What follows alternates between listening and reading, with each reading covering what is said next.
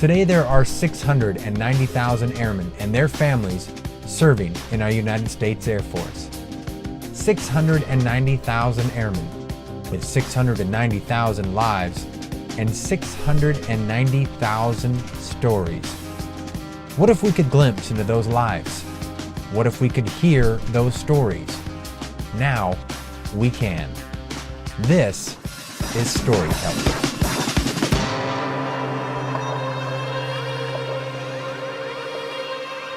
I'm Master Sergeant Zabel. I currently have been serving in the Air Force for 19 years and assigned to the medical group. The story that I'm about to tell you, I've entitled Boom. You'll understand why when we get to the end. About 6 years ago, in 2007, 7 years ago, I got deployed to Kirkuk Air Base, Iraq. It was actually my second tour, this time going in as a bioenvironmental engineering specialist. We were there for preventive medicine. We were primarily in charge of water and then industrial hygiene surveys, inspecting the shops and ensuring that everything was good to go and everybody was operating in a safe manner. Kind of like OSHA for the Air Force.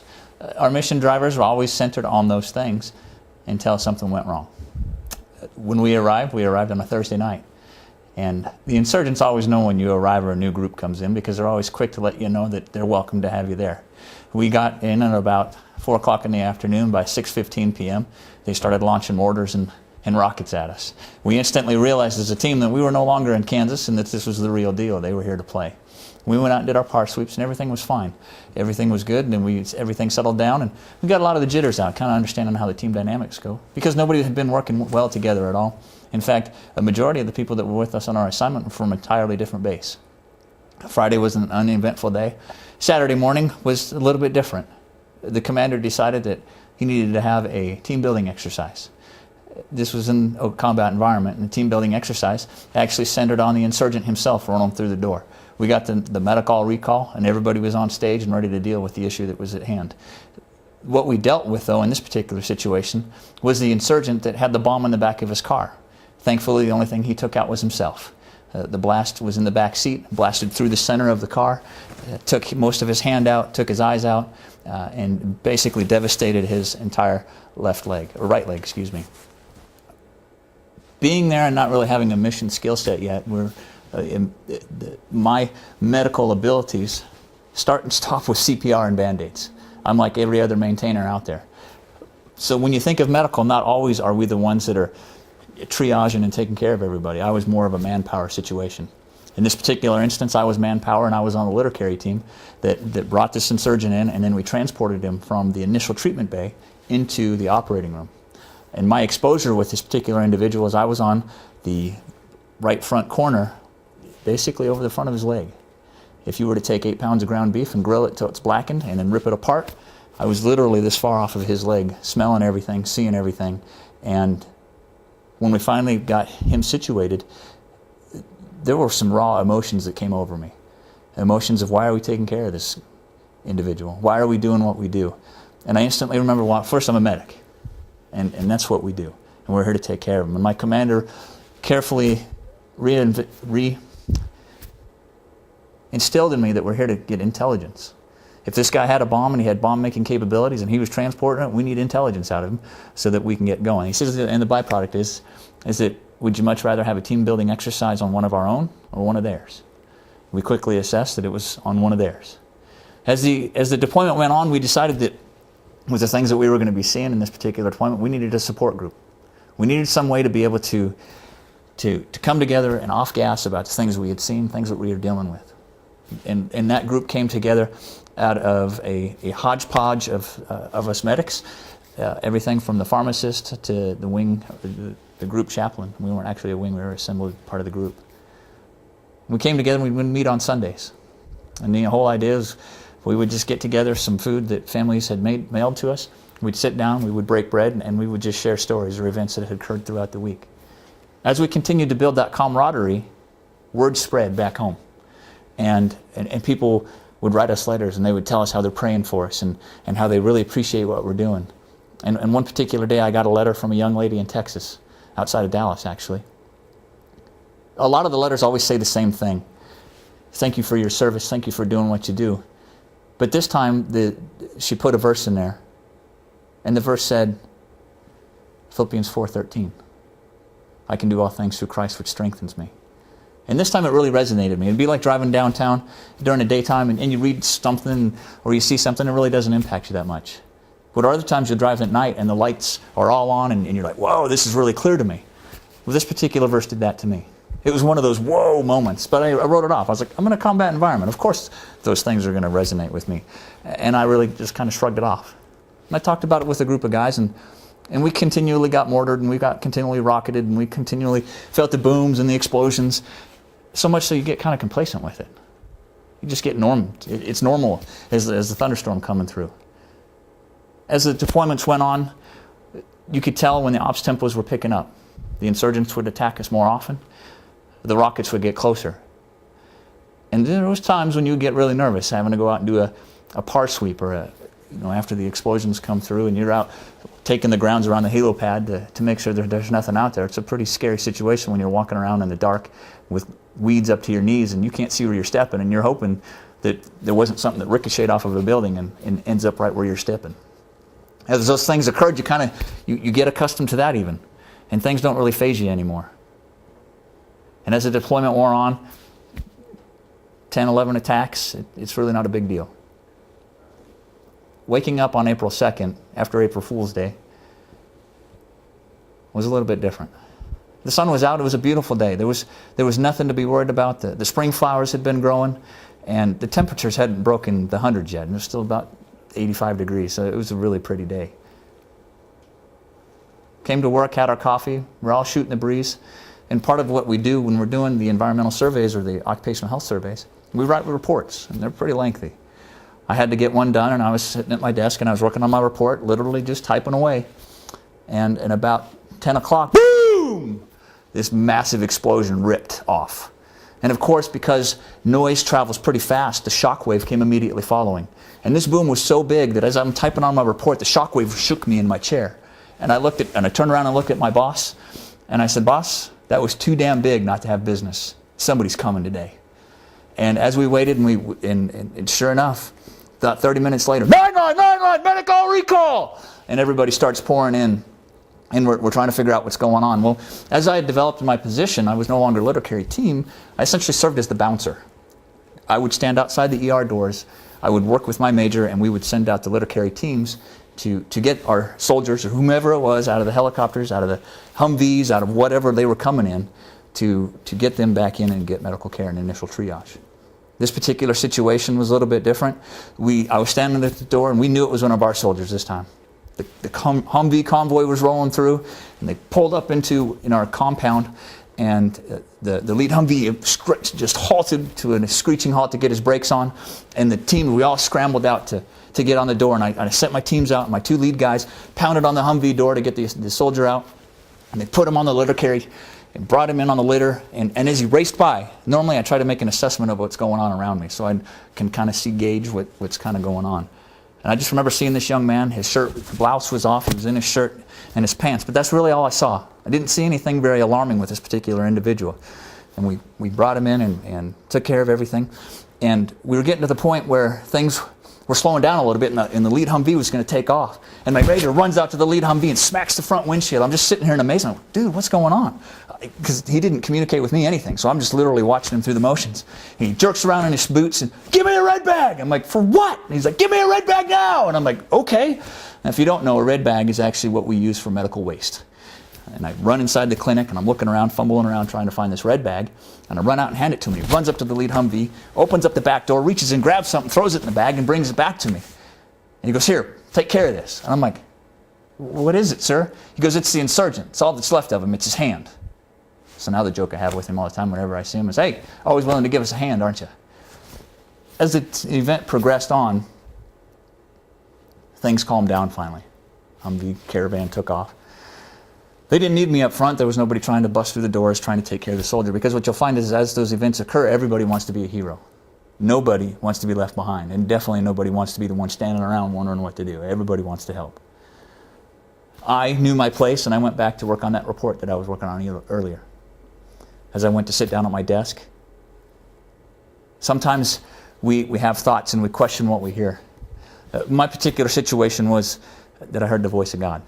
Now, oftentimes when we think of voice of God, we think of some crazy, I want you to do this, some magnificent power. Mine wasn't like that at all. Mine was simply, I want you to pray. In about that tone and about that pace. But it wasn't like I was thinking it in my head. It was like somebody said it over my shoulder, and I was like, whoa. Well, I can do that. I can definitely pray. I'll sit right here and pray. Nobody's going to see me. I'm going to be out of the way. No big deal. And I started praying. The voice came back to me. This time the voice said, I want you to pray up there. I'm like, up there? Like up there in front of the surgeons and in front of the docs and in front of the commanders? And yes. Now, if you can imagine, if you're sitting in my position, I'm comfortable in the back room, nobody's around. I'm like, are you crazy? There is no way that I'm getting up and walking up there and praying. I don't even know this guy. And they said, I didn't ask you. I'm telling you, go up and pray. I was like, okay. So I grabbed my Bible, having no idea what I'm doing, and I went and found one of the chaplains. And I said, Chaplain, look, I need to tell you something. I said, I am being told I need to pray for this individual, and I have no idea what I'm doing. And he said, okay. And he said, but let's move out of the way a little bit, so that way there's traffic and commanders and everybody's moving through, that you're out of the way.